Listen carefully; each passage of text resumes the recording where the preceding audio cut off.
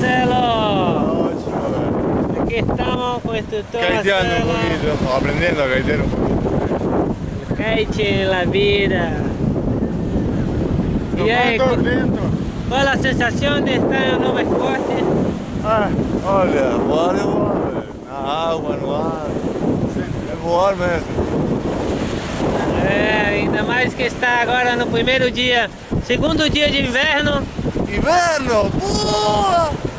Eu tô aqui no mar, não acredito, velho. Água média 29 graus. Nossa! Incrível, velho. Eita, maravilha. Inverno, né, porra? Primeiras classes. Dia lindo. Tá lindo, velho.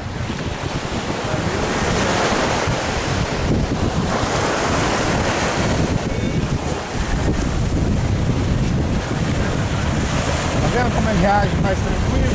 Outra bola tá correndo agora. Na verdade, como ele já tá do lado direito da janela, você não precisa colocar a outra mão na barra. É só essa, só dar um puxão nela. Mas faça com que a barra imita esse dado.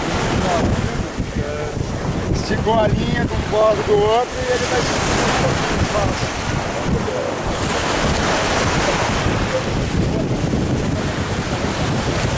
isso é erro.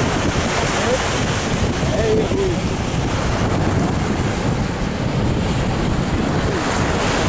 Falta um exercício mais contínuo.